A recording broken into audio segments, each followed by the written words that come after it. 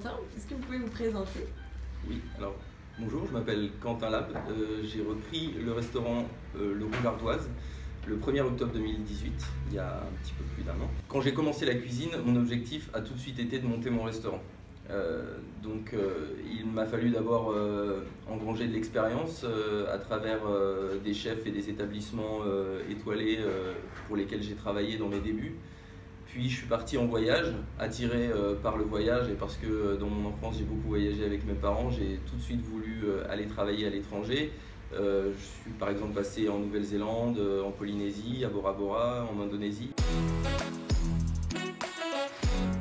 Quand j'étais petit, j'ai toujours été d'un naturel très gourmand, très curieux de la nourriture. J'avais une famille comme d'autres, une famille de cuisiniers, de gastronomes, donc on a toujours aimé la bonne chair, on va dire.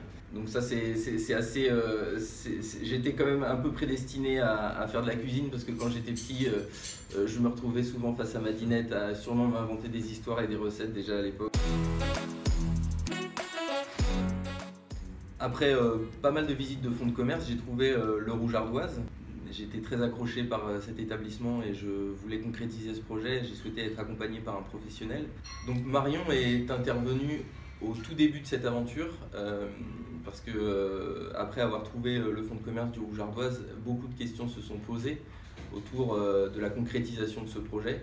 J'ai particulièrement apprécié sa disponibilité à mon égard, sa réactivité et la qualité de ses réponses qui m'ont donné confiance dans la réalisation de ce projet qui me tenait à cœur. Ce qui me tient vraiment à cœur, c'est d'abord de partir d'un produit frais de saison. C'est pour ça que j'ai choisi de faire une carte assez réduite qui me permette, comme je suis tout seul en cuisine, de changer régulièrement. Voilà.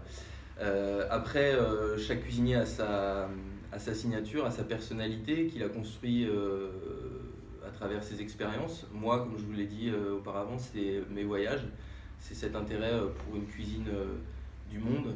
Et c'est ce que les gens aiment, je crois, retrouver ici, ce mariage entre la tradition et l'exotisme.